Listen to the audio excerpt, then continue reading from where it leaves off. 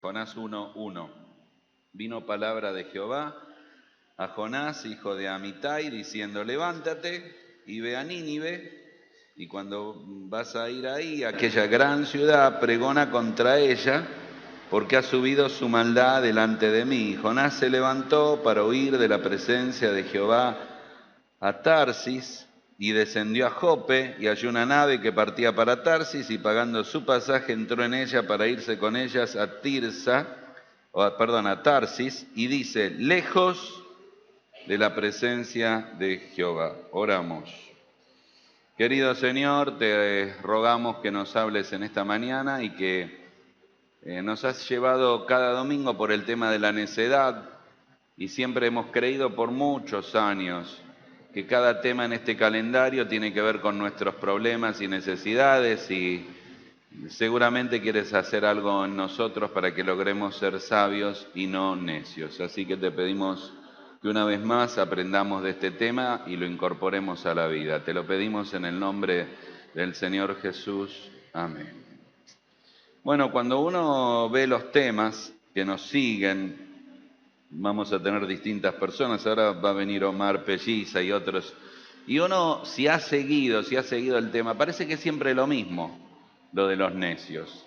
O sea, distintos nombres, pero es medio la misma característica. Cuando Daniel Obel el primer domingo definió algunas características del necio, es lo mismo. No oyen, creen que pueden, hay un grado de autosuficiencia. Y se ha ido repitiendo cuando hablamos de Saúl, de Salomón, de Ofni y Fines, y Jonás es un poco de más de lo mismo. Entonces, yo creo que son claras las lecciones para que no las repitamos.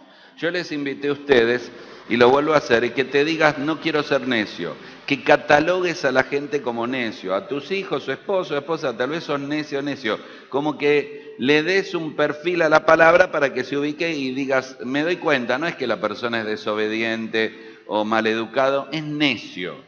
Y es una buena definición por todo lo que implica, y ni que hablar si dedicáramos a verlo en Proverbios cuando habla tanto del necio. Ahora vamos a mirar la historia de Jonás, que en general conocemos desde la necedad, nada más.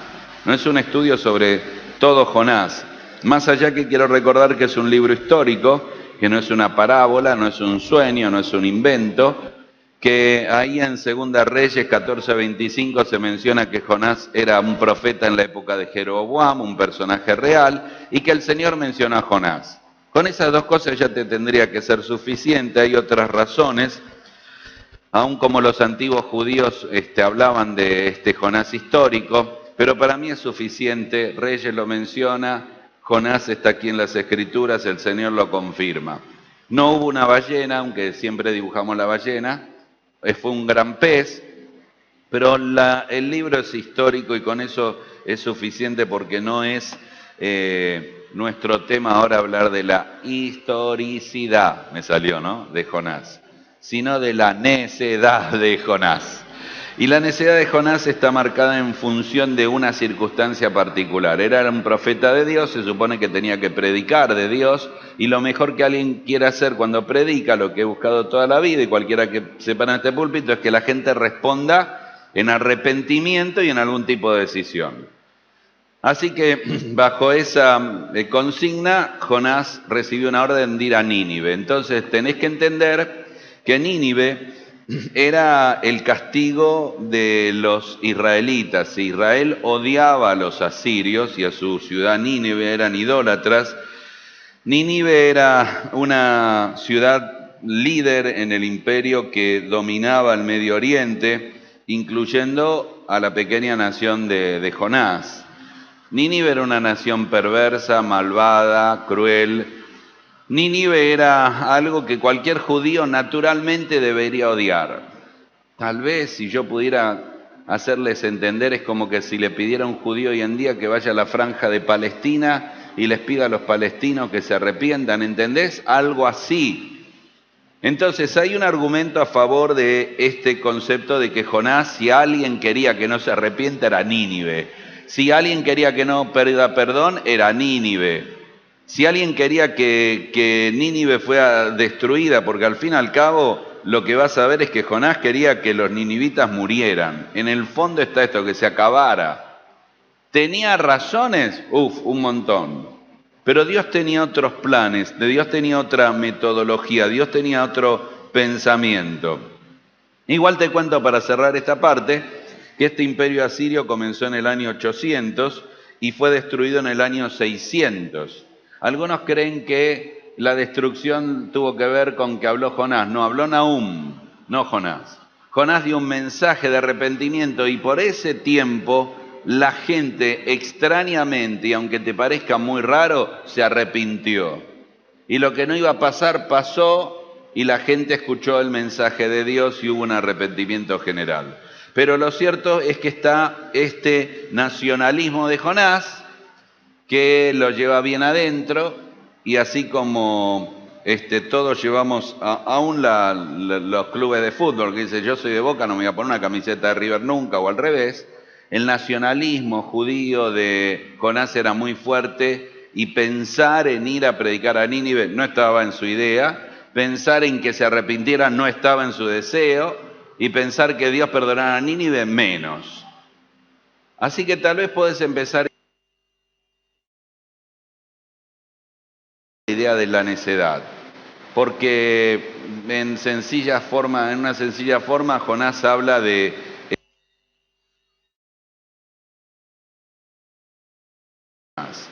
Nínive se arrepiente bajo la predicación de un predicador que no quería predicar. Y detrás está la historia de cómo responder a la palabra de Dios y a la voluntad de Dios, que eso es lo que vamos a ver ahora.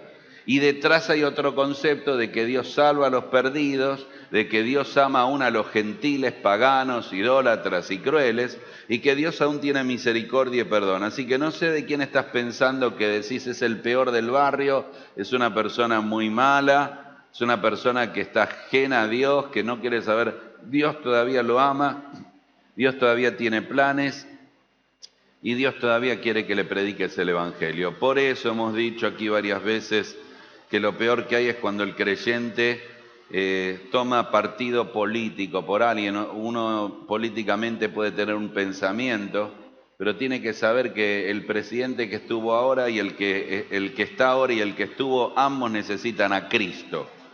No es una cuestión de política, es una cuestión de salvación. Ambos necesitan al Salvador.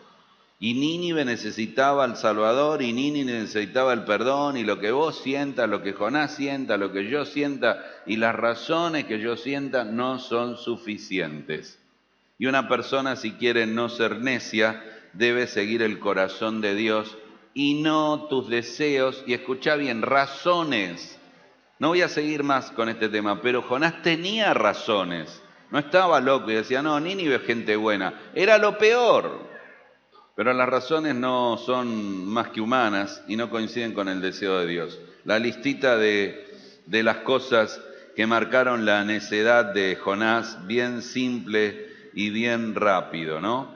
Dios le había dicho que fuera a predicar, la primera cosa, no obedeció la palabra de Dios. No obedeció. Claro, esto tiene que ver con el necio que no escucha. Dios le dijo muy claro, levántate y ve. No hizo una explicación.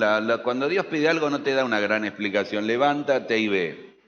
Ahora, cuando hablamos de obediencia, tenés que recordar algo. Los necios tienen la característica de no obedecer porque creen que no oyen y creen que no es necesario obedecer. Tal vez la conexión más importante que tenés que hacer es con Proverbios. Proverbios te dice que tu hijo y tu hija, los bebés más hermosos que hay, imagínate, recién oramos por Olivia, todos se coinciden que es hermosa. Y yo no los quería ofender a Fede y a Mariela, y no pienso hacerlo. Pero no hubiera faltado la verdad decir, tu hija es una necia. Me dice, ¿por qué me dijiste eso? Porque mis hijos son necios. Porque todos hemos nacido en pecado. Y una marca distintiva de nuestro pecado que se ve en la niñez es la necedad. Y continuamente Proverbios dice, el hijo necio trae tristeza a la madre, el hijo necio debe ser corregido, la vara, la disciplina para la espalda del necio, o sea, tu hijo y tu hija, con todo lo que lo amamos y hermoso que son necios. Y la muestra es que no obedecen. O sea, ves la relación de obediencia y necedad y la disciplina que el papá y la mamá le imponen al principio de la vida es para que aprendan a obedecer. Si no obedecen a papá y a mamá, no van a obedecer a Dios. Ahora piensen, muchos de ustedes no obedecieron a sus padres, así que te cuesta mucho obedecer a Dios. Muchos criamos o crían hijos y no le enseñamos a obedecer a los padres, no van a obedecer a Dios. Y todo por esto que pasa por detrás, necio, necio, necio. Es una marca, es un sello, una distinción que llevamos. Así que el primer punto es notable, ¿no? La necedad comienza en este camino donde el profeta de Dios no obedeció a Dios. Vuelvo a repetirte la pequeña frase, el profeta de Dios no obedeció a Dios. Y acá no importa otra vez la razón, la obediencia no tiene que estar justificada por un motivo. La obediencia es la respuesta a quien lo dice, y acá lo dijo Dios y no obedeció. En segundo lugar, muy simple pero muy interesante el perfil, quiso huir de Dios. Cuando vos lees en este texto que Dios le envió a Nínive, estaba ahí y él en vez de ir a Nínive descendió a Jope y se tomó una nave que partía para Tarsis. Quiero que entiendas lo que pasó. Tengo una imagen que es muy gráfica para que veas qué pasó. A ver, seguime en esa imagen. Ahí descendió Jonás a Jope. ¿Hacia dónde tenía que ir? A ver, dígame usted, así lo hacemos más dinámico. ¿A dónde tenía que ir? A Nínive. ¿A dónde se fue? Se fue un poquito lejos, ¿no? ¿Vos entendés la distancia? A ver, no había avión, no había un transatlántico, el Titanic no estaba todavía, cuando se hubiera hundido, si no. Tan lejos tenía que irse. Dame un pasaje a Tarsis, al fin de los fines del mundo, a tan lejos. Es que esto es lo segundo, queremos huir de Dios. Y me es importante poner el mapa, te hubiera dicho más de 3.600 kilómetros desde Israel, pero ¿qué es lo que pasó? Es que un necio hace dos cosas, quiere huir de Dios y piensa que puede huir de Dios. Ahora, tengo que responder las dos cosas muy fácil. La primera es ¿por qué querés huir? Siempre queremos huir, toda la vida, de situaciones difíciles, de personas difíciles, de sufrimientos difíciles. ¿Quién de ustedes puede levantar hoy la mano y decir, me encanta el tratamiento de conducto que me hace el odontólogo? Uno, no hay. ¿Quién dice, tengo ganas, mañana a la mañana, hora que hablaste, me voy a ir a buscar a mi odontólogo para que haga un tratamiento de conducto? Qué cobarde. No queremos, pero sabemos que tenemos que ir. Y lo podemos escapar, decir, deme otra fecha. ¿Para cuándo? No sé, para el 2050, pero tiene que ser. No queremos enfrentar el dolor, es entendible. No queremos enfrentar ciertas personas, no queremos enfrentar ciertas situaciones. No queremos enfrentar ciertas cosas en el trabajo. Y entonces tomamos el escape. Ahora, esta es la primera cuestión. Cuanto más rápido aprendamos a no huir de cualquiera de estas cosas, más rápido vamos a madurar. Tal vez, mientras que mi padre no fue creyente y se convirtió de grande, pero algo que de pequeño me enseñaron era enfrentar ciertas situaciones, tan sencillas como que me vendieron un producto en un negocio, estaba mal, vas al negocio y le decís, lo pagué, está mal, lo tienen que cambiar. Tan simple como ese recorrido para reclamar algo que es justo, que puede ser un momento difícil, pero mira, yo te compré esto vino fallado, tenés que cambiarlo. La vida nos lleva por estos caminos siempre. Y el problema es cuando no enfrentamos estas cuestiones, sea en cualquier área. Porque hay una frase por ahí perdida, muy interesante. Yo la mantengo como un recordatorio para mi propia vida, que dice así, lecciones no aprendidas son lecciones repetidas. Cuando no aprendiste una lección, va a volver a suceder en otro formato, en otro tiempo, en otra situación. Lecciones no aprendidas son lecciones repetidas. Es como cuando uno aprende a manejar. Aprendemos a manejar con ciertos vicios. Apretamos mucho el embrague o ponemos los cambios cortos o largos. Y cuando nos acostumbramos de esta manera, después nos cuesta. Aprendimos mal la lección y la seguimos repitiendo. Y el auto sufre la lección repetida de una lección no aprendida. Entonces, mientras que voy a explicar la segunda cuestión de este tema, quiero dejar esta primera punto de que pienses de qué estás huyendo y por qué estás huyendo. Y en lo menor que sea lo mayor, tenemos que aprender.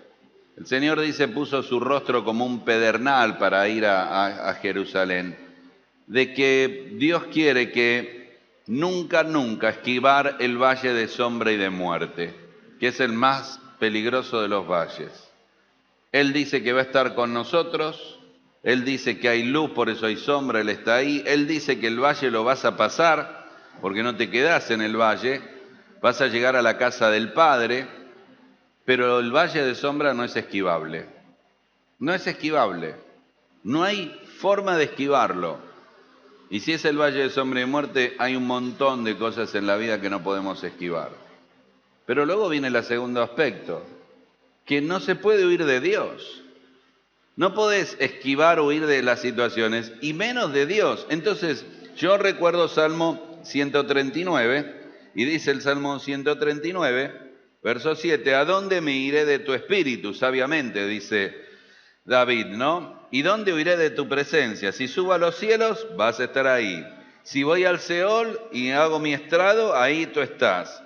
Si tomo las alas del alba y vuelo, y me voy volando, y habito en el extremo del mar, Tarsis, y aún habitando ahí, aún allí me guiará tu mano y me asirá tu diestra. Y si digo ciertamente las tinieblas me van a esconder, aún la noche resplandecerá alrededor de mí. Aún las tinieblas no encubren de ti, la noche resplandece como el día. Lo mismo te son las tinieblas que la luz. Dios es omnipresente. Sabés que hay un grado, y esto es así, en el pensamiento de Jonás. No es solo que estaba escapando, había en algún lugar de su mente pensó que podía huir de Dios, ¿eh? Pensó como, a ver, este pensamiento, Dios está en Israel, Dios tiene que ver con, bueno, yo me acuerdo, el tabernáculo, el templo, yo me alejo lo suficiente, Dios no me va a encontrar, no me va a ver. Y aunque no lo crean, estaba en el pensamiento judío de aquella época. No tenían la claridad de que Dios era omnipresente. Y hoy en día, aunque lo sabemos, parece que jugamos a lo mismo y no podemos huir de Dios. Por eso me encantan muchísimo las historias de las personas cuando se convierten, de cómo han querido buscar escapar de Dios, de miles de historias de una hermana que vive acá muy cerca, de cómo nunca quiso ir a una iglesia y nunca quiso estar en una iglesia y juró que no iba a pasar a una iglesia evangélica y se le rompe el auto en la puerta de una iglesia, la de Tinogasta, y el único lugar para estacionar el auto roto era en la puerta de la iglesia y la única luz encendida en la noche de domingo para pedir ayuda era la iglesia y tuvo que entrar a la iglesia. Y tuvo que esperar la reunión y tuvo que estar en donde no estaba hasta que alguien le predicó el Evangelio, y no es una historia que me contaron, me la contó ella. Y hasta que después de todo eso ella escuchó el Evangelio en esa misma noche y aceptó a Cristo. Y la historia termina en que bajan, tienen unas escaleras, y dice, bueno, ahora me ayudan a arreglar el auto, claro. Y pone la llave y arranca, y el auto arrancó lo más bien. No podés escapar de Dios. Y Dios te alcanza, y te alcanza con su amor, y persigue a las personas hasta que ese amor quebranta a la persona es salva. Como creyentes igual, no podemos huir de Dios. Dios se aparece a nosotros. ¿Saben lo primero que hacen la gente? Lo primero que hacen, no vienen a la iglesia. Están mal, no vienen a la iglesia. Y a veces le digo, ¿por qué no viniste? Estoy mal. No, es al revés. Vos tenés que venir porque estás mal. Vení cuando está bien, pero cuanto más mal estés, acá es donde tenés que estar. Pero creen que no viniendo a este lugar, se escapan de Dios. Y Dios aparece en una charla de alguien, en un texto, en un WhatsApp o en un programa de radio, porque no se puede escapar de Dios. Entonces no seas tan necio, no debo ser tan necio de creer que puedo huir de Dios. En tercer lugar, hay un verso muy llamativo y tal vez hoy tenés que pensarlo distinto. Cuando Jonás, verso 12, cuando Jonás sube a la barca, ¿recordás? Y viene una tormenta tremenda y la barca se está por quebrar. No tengo tiempo de leer los pasajes, solo voy a leer el verso 12. Y los discípulos, los paganos oran y el que es profeta está durmiendo. Y cuando oran, ellos dicen, alguien está mal, y empiezan a preguntar y dicen, no, yo soy un profeta que huyó de Dios, la culpa es tuya. Y dice ahí verso 11, él lo dice en el verso 10, y aquellos hombres temieron sobremanera y le dijeron, ¿por qué hiciste esto? Porque ellos sabían que huía de la presencia de Jehová, se lo había declarado, él mismo se lo dijo, ¿no? Y le dijeron, ¿qué haremos contigo para que el mar se nos aquiete? Porque el mar se iba embraveciendo más y más. Y él le respondió, hagan así, tómenme, échenme al mar y el mar se te va a aquietar, porque yo sé que por mi causa ha venido esta gran tempestad sobre vosotros. Aquí viene el tercer punto. Perdón, el tercer punto. Quiso morir antes que perdonar. A ver, cambia la óptica. No es que Jonás fue tan bueno que dijo, muchachos, yo muero para que ustedes se salven. No es así. Un montón de veces en Jonás él dice, yo estoy dispuesto a morir, yo me muero. Jonás capítulo 4, quítame la vida. Él prefería morirse que ir a predicar y que la gente de Nínive se conviertan. ¿Entienden lo que estoy diciendo? En vez de decir, me arrodillo y digo, Señor, perdóname, y listo, y cambia todo. Se calma la tempestad, vuelvo a Nínive, predica, no, prefiero morir. No hubo un acto de altruismo en Jonás. No fue tan bueno que dijo, yo los amo todos ustedes. ¿Qué los va a amar? No amo a los de Nínive, voy a amar a estos extraños en el barco. No, yo prefiero morir antes que perdonar. Y eso es necedad. Y el tema de la muerte lo repitió. Un montón de veces estuvo repitiendo este tema. Échenme al mar.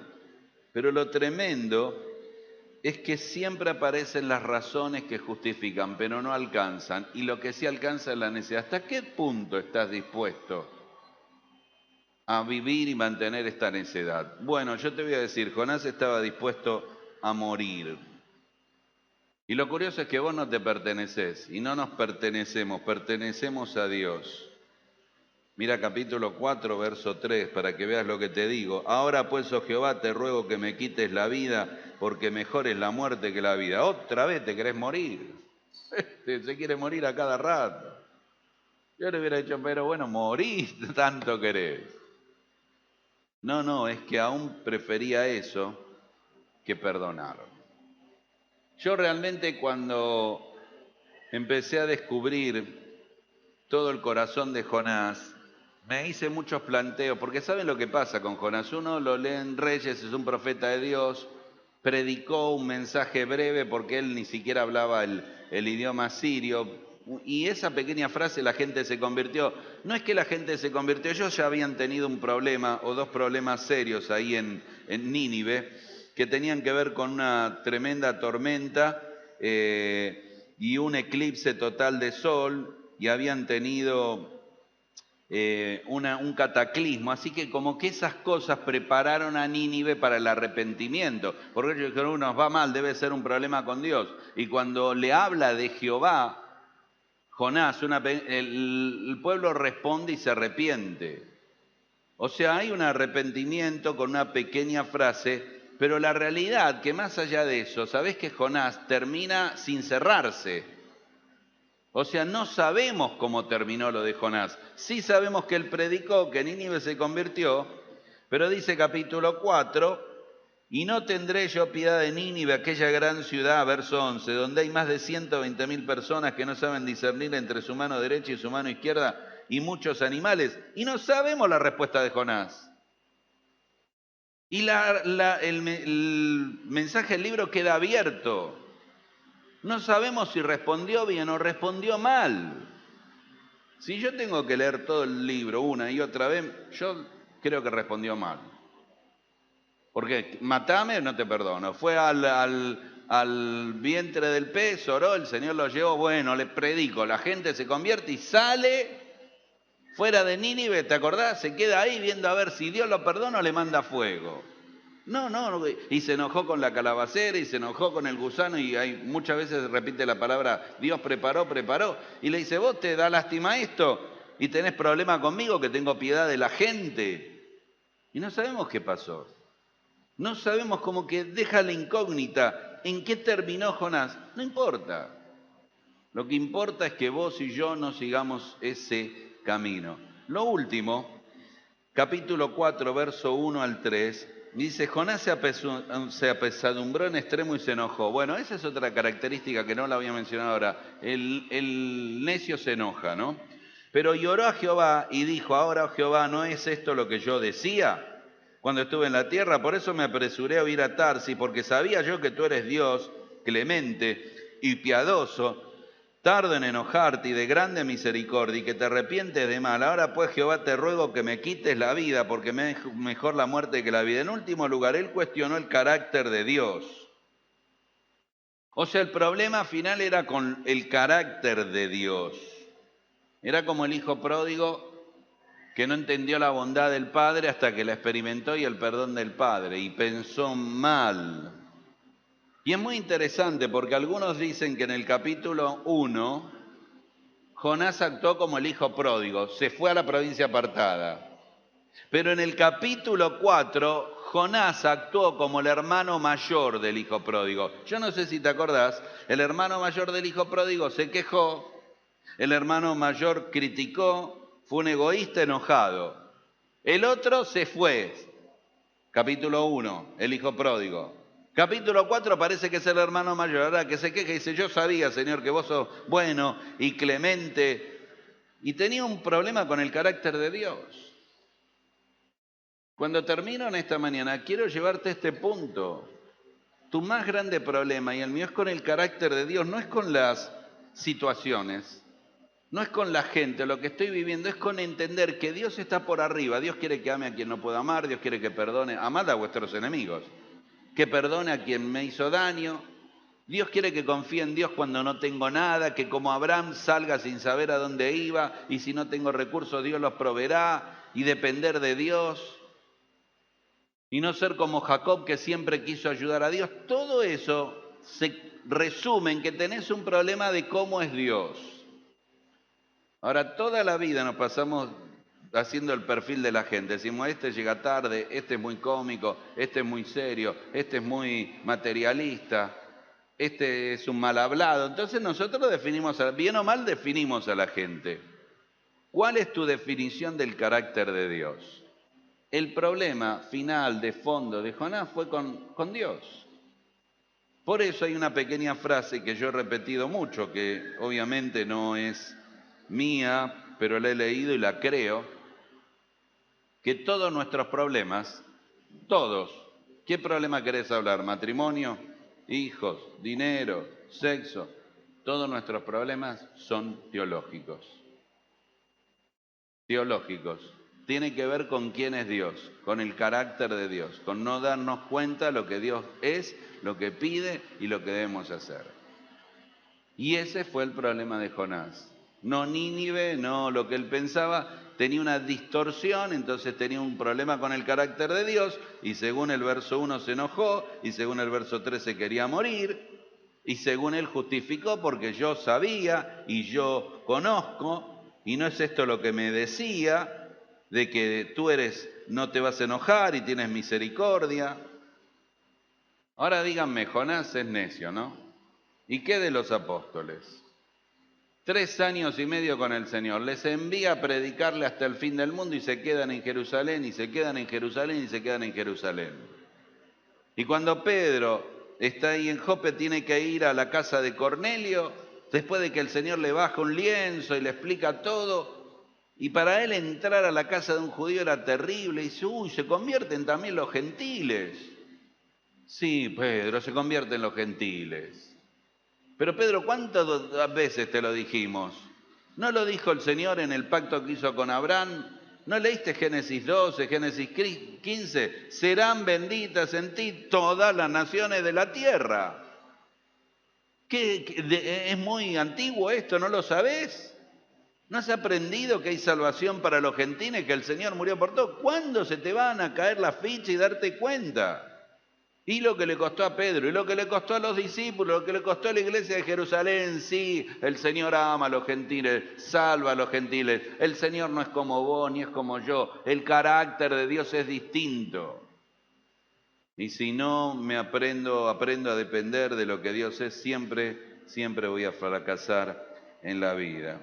Jonás vivió por sus prejuicios en vez de cumplir sus responsabilidades espirituales. Terminamos en esta mañana y quiero volver a repasar y pensar en lo que dijimos y que puedas sentirte identificado. ¿Obedeces a Dios? No importa lo que pida, Nínive, ¿obedeces a Dios? Número 2, ¿estás huyendo? No hay forma de huir de Dios. Lección no aprendida, lección repetida. Número 3, ¿estás pensando en morir antes que perdonar? ¿Estás yendo a un extremo con tal de no hacer lo que Dios quiere? Número 4, ¿cuestionás el carácter de Dios? ¿Tenés un problema con lo que Dios es? Si tu respuesta es sí, entonces es hora de pedirle perdón al Señor y dejar que Él cambie nuestra necedad y nos haga personas realmente sabias, dóciles y rendidas a Dios. No sea cosa que en una vuelta del camino por una mala decisión, como tomó Jonás, te trague un gran pez. Porque esa es una historia única, pero puede repetirse en nuestra vida cuando no seguimos los lineamientos divinos. Oramos en esta mañana. Un momento en silencio, un momento para que hables con Dios, para que le vuelvas a decir, Señor, no quiero ser necio domingo tras domingo, quiero ser dócil a tu voluntad, a tu palabra, obediente, quiero seguir tu carácter, no quiero vivir por mis razones como Jonás, por mis sentimientos como Jonás, no quiero buscar esta lejanía, quiero acercarme a tu corazón, quiero obedecerte.